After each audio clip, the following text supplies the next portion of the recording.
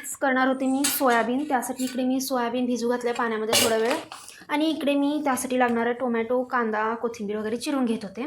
तर काय माहीत हे भाज्या बघताच मला सँडविच खायची इच्छा झाली. त्यामुळे मी इकडे तवा ठेवलेला आहे की म्हणलं बघू तरी एक सँडविच करून. तसं तर सँडविचसाठी काहीच सामान नाही आहे माझ्याकडे, त्याचे सॉस वगैरे, पण अशीच आता इच्छा झाली म्हणलं तर चला करू बघूया करून कसं होतं आहे. सँडविचसाठी ना ब्रेड कधी पण एकदम कडक रोस्ट करायचं, म्हणजे त्यामुळे सँडविच आपलं खूपच टेस्टी होतो. त्यानंतर मी इकडे ब्रेड चांगले रोस्ट झाले होते, त्यावर मीठ, कांदा, टोमॅटो सगळे मसाले वगैरे टाकले आणि थोडीशी कोथिंबीर टाकली. कोथिंबीरने एकदम आपला देसी टेस्ट येतो. त्यानंतर मस्त दोन्ही बाजूने एकदम रोस्ट करून घेतलं. एकदम क्रिस्पी झालं होतं सँडविच.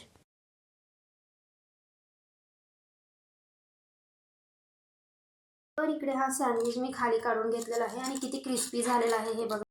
तर हा सँडविच मी मधून चिरून घेतलेला आहे आणि खूपच मस्त, म्हणजे टोमॅटो, कांदा सगळं ह्याच्यावर बसले. म्हणजे अगदी कमी साहित्यात पण तुम्ही इतकं मस्त सँडविच बनवू शकता. तर हा सँडविच खाऊन बघूयात कसा झाला आहे.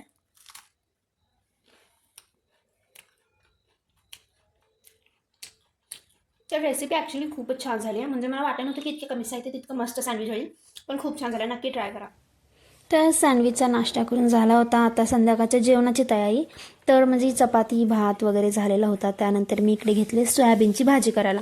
खूप दिवस झालं सोयाबीन असेच आणलेले होते, मालात असेच पडून राहिले होते. कधी कधी असंच होतं, आपला मालाचा अंदाज इतका हे होतो ना, म्हणजे आपण डाळी भरतो, वेगवेगळे कडधान्य भरतो भाज्या करण्यासाठी, आणि त्यानंतर जेव्हा आपण मार्केटमधून भाजी आणतो तेव्हा ते तसंच राहून जातं. त्यामुळे म्हणलं की सोयाबीन असंच राहून राहून खराब होऊन जाईल, त्यामुळे आज घेतली होती सोयाबीनची भाजी करायला. तर इकडे भाजीचा मसाला वगैरे सगळे मसाले मी घालून घेतलेला आहे. त्यानंतर इकडे सोयाबीन जे मी काही वेळेपूर्वी भिजू घातलेलं होतं, काही वेळा मी उकळून घेते. जर तुम्हाला गडबड असेल तर तुम्ही याला 1-2 उकळी मारून घेऊ शकता, छान शिजतं तसंही. पण माझ्याकडे टाईम होतं त्यामुळे मी भिजू घातले, गॅस कशाला वाया घालवायचं. त्यानंतर इकडे माझी भाजी तयार होती. तर बघा, दिवसभर कितीही काम असू, संध्याकाळी हे सगळं फरशी पुसणं, कट्टा आवरणं, ते केल्याशिवाय काय आपलं कामं संपत नाहीत. त्यानंतर मला केस ॲक्च्युली उद्या रविवार होता, त्यामुळे मी संध्याकाळी केसांना तेल लावून झोपले. तर असा होता माझा आजचा दिवस.